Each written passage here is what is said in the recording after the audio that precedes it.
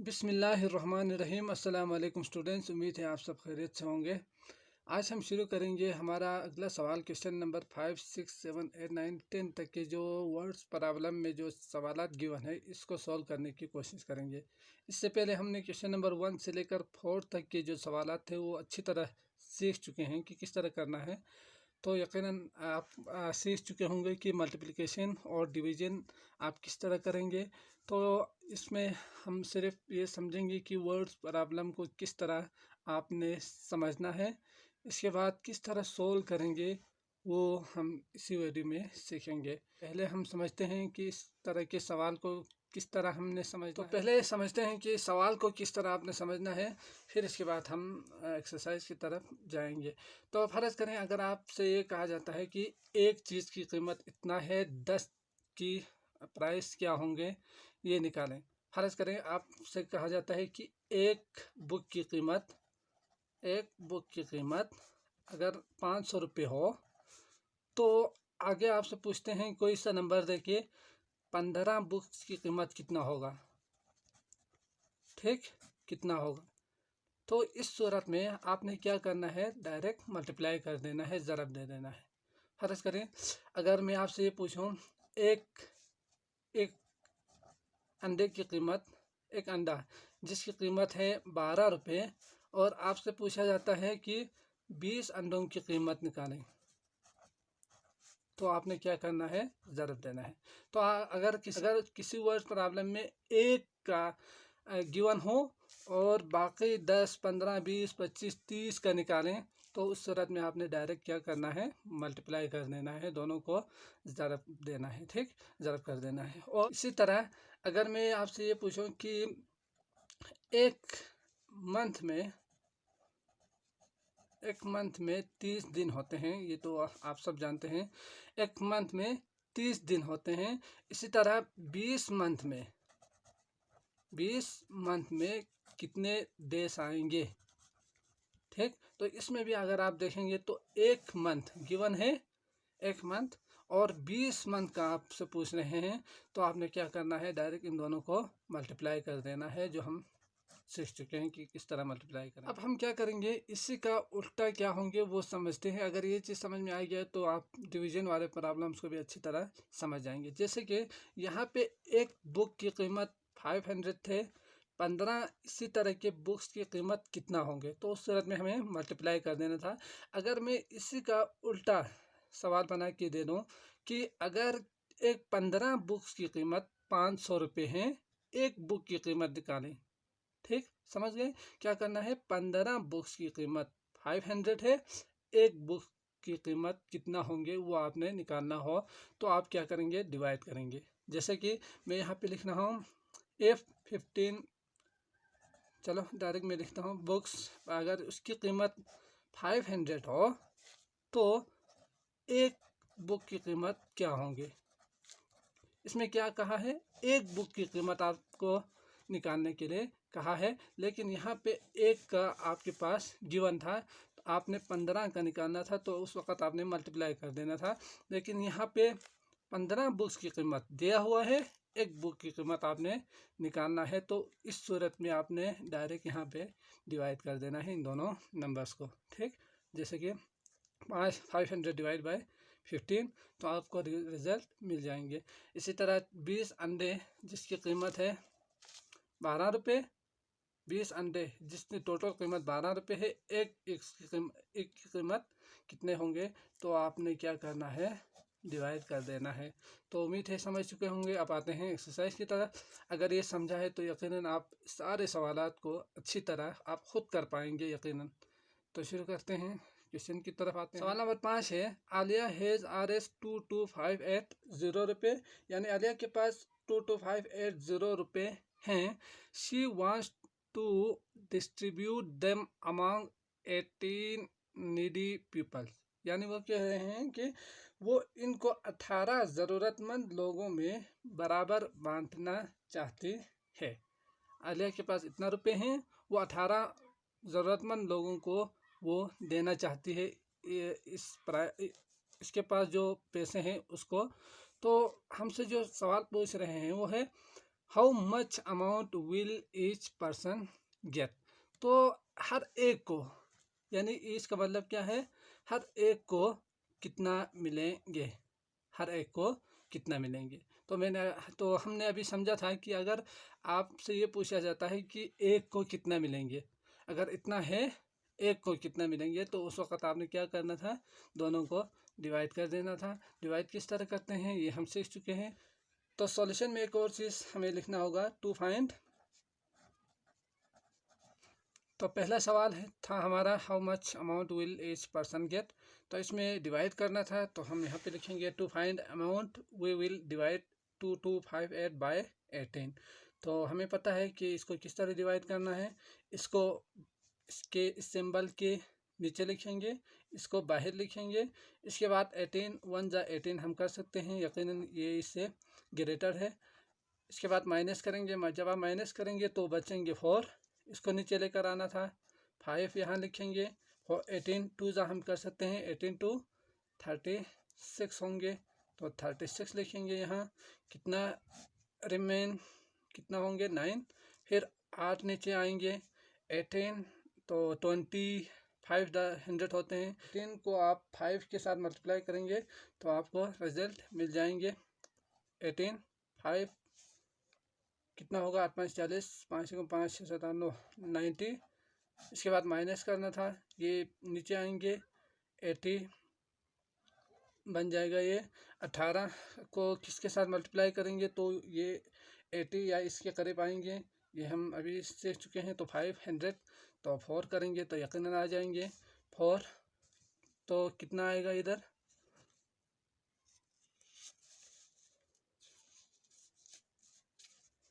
तो आएंगे 8 चुके 32, 4 4 5 6 7 72 माइनस कर दें तो यहाँ पे आएंगे 8। अब ये लेस देन है, इसका मतलब ये हुआ कि ये रिमेन है, बच रहे हैं यहाँ पे, रिमाइंडर कहा जाता है इसे। तो यहाँ पे कितना बचा 8। तो क्वेश्चन नंबर बी है हमारे पास, इसी सवाल का पार्ट बी, वो है कितना डिस्ट्रीब्यूट करने के बाद कितना बच जाते हैं। तो आपने क्या लिखना है, 8 लिखना है। जो हम जब हमने इसको सॉल्व करके निकाला तो कितना बचा, 8 बचा है। तो आप लिखेंगे पार्ट बी में, how much amount will be left. तो लिखेंगे amount will be left equal to R S 8। ठीक हो गया। तो इस तरह आप इसे लिख सकते हैं। ये तो सिर्फ आपसे सवाल पूछा था कि किस तरह करेंगे, सॉल्यूशन के लिए नहीं कहा था। तो सॉल्यूशन वाली कोई चीज़ इसमें नहीं है, आपसे सिर्फ ये पूछा है कि कितना बचा है। जो हम सॉल्यूशन था वो पहले कर चुके हैं, रिजल्ट हमारे पास 8 है, तो हमें दोबारा इसको रिवाइज करने की ज़रूरत नहीं है। डायरेक्ट हम इसी को यहाँ पे लिखेंगे, रिमेनिंग करके कितना बचा है वो। तो amount will be left equal to R S 8 लिख के छोड़ेंगे। तो चलते हैं अगले सवाल की तरफ। सवाल नंबर 6 है। सवाल नंबर 6 है हमारे पास, Umar's monthly income is R S 13582। ठीक, एक बंदा है उमर्स नाम का, उसका मंथली इनकम है 13582। Find out his total income, उसका टोटल इनकम निकालें इन 135 मंथ। ठीक, तो हमने सीखा था अगर एक का गिवन हो, एक महीने का, 1 महीने का गिवन हो, मंथली का मतलब क्या है, हर महीने का, यानी एक मंथ का आपके पास गिवन हो, और आपसे पूछा जाए कि किसी और नंबर यानी 134 मंथ का कितना बनेगा, तो उस वक़्त क्या करना था, ज़रब देना था।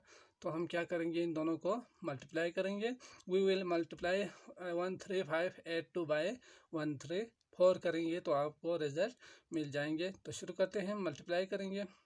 तो जब आप इन दोनों को मल्टीप्लाई करेंगे तो 4 दूनी 8, 8 चौके 32, 4 5 20, 21 22 23, 4 3 12 13 14, 4 1 4 5। ठीक हो गया। अब अगला है इसकी बारी। तो 3 2 6, 8 24, 4 5 3 15, 16 17, 3 3 9 10, 3 1 3 4। ठीक, इसके बाद है 1 के साथ, तो आप डायरेक्ट यहाँ पे लिखेंगे जो ऊपर नंबर है वही, तो इस तरह बनेंगे ये। ठीक हो गया। तो इन दोनों को करना था प्लस, हम क्या करेंगे, इन दोनों को प्लस करके रिजल्ट निकालेंगे। तो प्लस करते हैं, यहाँ पे ये 0 या ये क्रॉस लगाएं वो आपकी मर्ज़ी। तो 8 आएंगे नीचे, 6 7 8, 3 4 5 6 7 8 9, 4 7 11, 11 तो 8 19, 1 10 11, ठीक, 5 10 11, 4 5 6 7 8 हो जाएंगे और यकीनन यहाँ कोई कैरी नहीं है तो 1 आ जाएगा। तो इस तरह आप कह सकते हैं कि जो उम्र है उसकी टोटल मंथली जो इनकम बनते हैं 134 डेज का, वो बनते हैं 1819988, ठीक। टोटल इनकम इन 134 मंथ आप यहाँ पे लिखेंगे। इसके बाद इक्वल टू करके 1819988 लिखेंगे तो यही आपका रिजल्ट बन जाएगा। अब आते हैं अगले सवाल की तरफ। Question number 7, a toy factory manufactures 2855 toys in 25 days.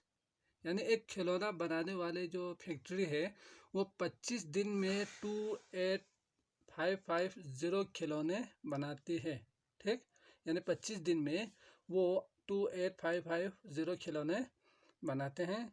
अब वो पूछ रहे हैं how many toys will it manufacture in a days, ठीक। एक दिन में कितना टॉयस वो बनाएंगे।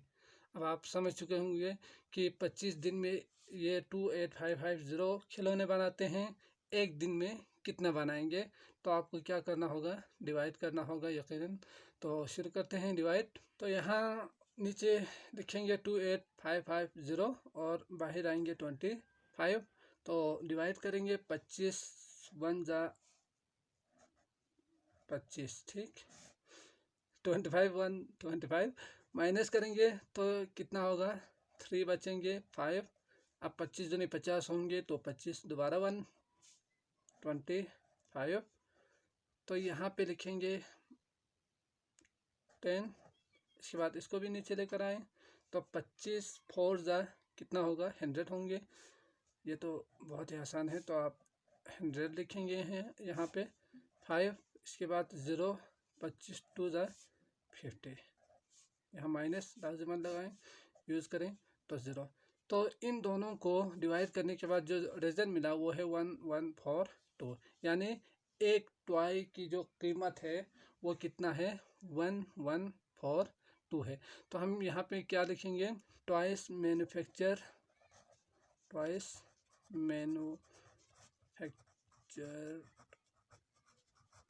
इन अ डे, एक दिन में वो कितना बनाएंगे, 1142 बनाते हैं, ठीक। तो यकीनन आप समझ चुके होंगे इसको।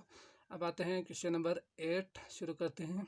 तो सवाल नंबर 8 है a poultry farm sells 57601 eggs in a day. तो एक पोल्ट्री फार्म है जो बेचते हैं 57601 eggs रोज़ाना, ठीक। एक दिन में वो इतना अंडे बेचते हैं। How many eggs will poultry farm sell in 56 days. तो यहाँ पे आपसे क्या पूछा है कि अगर एक पोल्ट्री फार्म के जो मुर्गी जो फार्म्स है, अगर वो उसका मालिक अगर 57601 eggs बेचते हैं रोज़ाना, तो 56 डेज में वो कितना अंडा बेचेंगे, ठीक।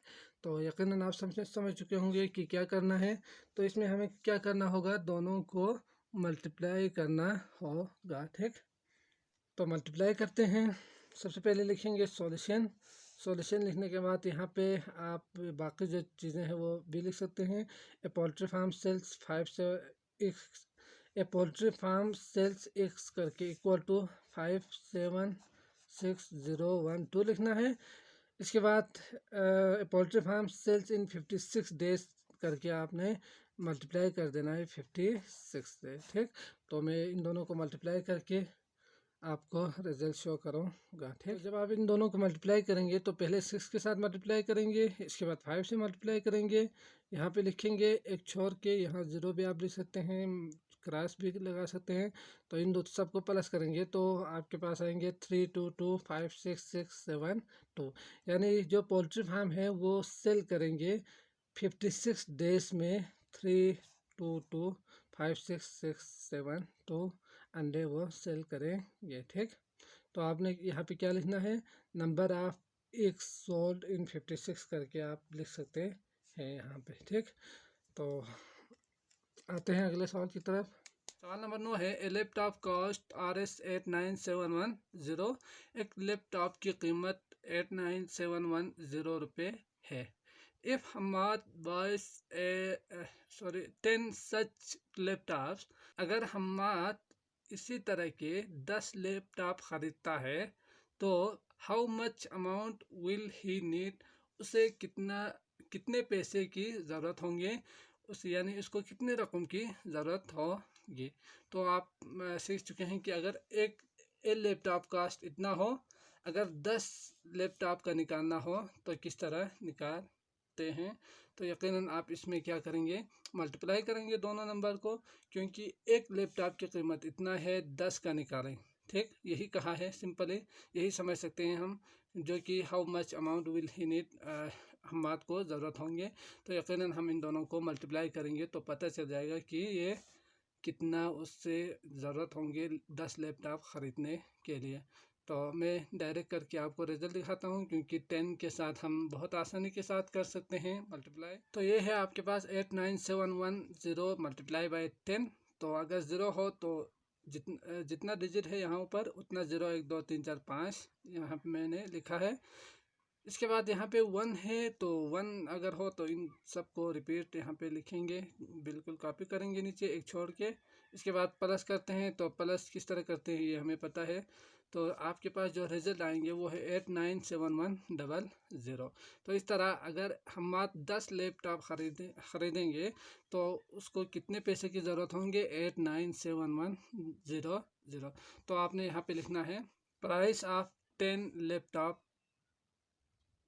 लैपटॉप्स इक्वल टू 89710, यानी हम बात को इतने पैसे की ज़रूरत होंगी अगर वो 10 लैपटॉप ख़रीदना चाहते हो तो। ठीक, अगला सवाल देखते हैं क्या है। Question number 10, there are 145 boxes of pencil in one shop. एक दुकान में पेंसिलों के 145 डब्बे मौजूद है। एक दुकान है जिसमें 145 बॉक्सेस है पेंसिल्स के। ठीक, there are 5 pencils in each box, यानी वो कह रहे हैं कि हर डब्बे में, हर बॉक्स में 5 पेंसिलें हैं। 145 पेंसिलों के डब्बे मौजूद हैं, हर डब्बे में 5 पेंसिल उसके अंदर मौजूद है। तो आगे है, of this 48 boxes are of blue pencil, यानी उसमें 48 बॉक्सेस ब्लू पेंसिल्स के मौजूद है। यानी वो कह रहे हैं कि 145 इस तरह के बॉक्सेस मौजूद है, उसके अंदर 5 पेंसिल्स मौजूद है, 5 पेंसिल्स मौजूद है। इसी तरह 148 बॉक्स मौजूद है। तो इसमें से इन 148 बॉक्सेस में से 48 जो बॉक्स है इस तरह के, उसमें ब्लू पेंसिल्स मौजूद हैं, ब्लू पेंसिल्स है। तो बाकी कितना बॉक्स बचा उसके अंदर, and the rest are of red pencil. तो 145 टोटल था, उसमें से 48 ब्लू है, तो बाकी जो बॉक्सेस है उसके अंदर मौजूद है रेड पेंसिल। ठीक, तो यकीनन माइनस करने के बाद हमें मिलेंगे ये जो रेड पेंसिल है वो। अब आपसे जो सवाल पूछ रहे हैं वो है the total number of pencils. तो हमें क्या करना था, टोटल, यानी अगर एक बॉक्स में इतना है, 5 पेंसिल्स है एक बॉक्स के अंदर, तो टोटल निकालें।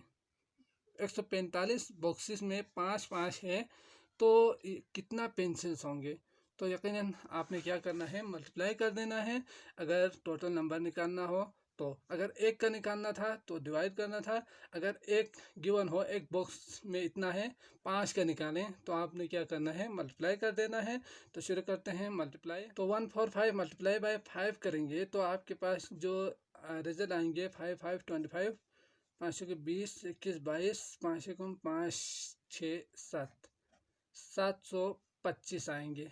ठीक, इसका मतलब ये हुआ कि उस दुकान के अंदर जो बॉक्सेस है उसके अंदर 725 पेंसिल्स मौजूद है। The total number of pencils, तो आप यहाँ पे लिखेंगे टोटल पेंसिल्स, आप इसे लिख सकते हैं। ये था हमारा पहला सवाल। अब आते हैं क्वेश्चन नंबर बी की तरफ। सवाल नंबर बी है how many numbers of red pencil. तो रेड पेंसिल्स की तादाद कितना है। तो हमारे पास जो सवाल में गिवन है 5 पेंसिल इन इस box, 48 boxes are of blue pencil. तो बाकी जो पेंसिल्स है वो यकीनन रेड पेंसिल्स होंगे बॉक्सेस के अंदर। पहले हम निकालेंगे कि कितने बॉक्स है, इसके बाद हम मल्टीप्लाई करेंगे 5 से, क्योंकि हर जो बॉक्स है उसके अंदर 5 पेंसिल्स मौजूद है। तो यकीनन हमें पहले माइनस करना होगा ताकि कितना बॉक्स है वो निकालें, इसके बाद हमें मल्टीप्लाई करना होगा 5 से ताकि हमें पता चल जाए कि उन बॉक्सेस के अंदर कितने पेंसिल्स है। तो पहले माइनस करेंगे। तो जब हमने इन दोनों को माइनस किया तो पहले 145 टोटल बॉक्स थे, उसमें से 48 ब्लू बॉक्स है, ये सवाल में गिवन है। तो रेड कितना होगा वो हम माइनस करेंगे तो आपके पास आएंगे 97 यानी 97 बॉक्सेस है पेंसिल के जो रेड की है।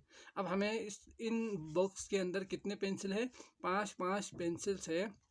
तो हमें क्या करना होगा, 97 को मल्टीप्लाई करना होगा 5 से। तो करते हैं 97 को मल्टीप्लाई। तो 97 को 5 से मल्टीप्लाई करेंगे तो 7 35, 9 45, 46 47 48 आएंगे 485। तो इस तरह हमारे पास जो रेड पेंसिल्स है टोटल वो है 485। How many numbers of red pencils. तो रेड पेंसिल्स कितना है, 485 पेंसिल्स मौजूद है उस दुकान के अंदर। ठीक, तो इस तरह हम समझ सकते हैं कि किसी भी जो वर्ड्स प्रॉब्लम है इसको किस तरह मल्टीप्लाई करेंगे, किस तरह डिवाइड करेंगे और किस तरह समझेंगे कि मल्टीप्लाई करेंगे या डिवाइड करेंगे, ये हम इस वीडियो में सीख चुके हैं। तो यकीनन समझ में आ चुका होगा। अपना बहुत ज़्यादा ख्याल रखिएगा। अल्लाह हाफिज़।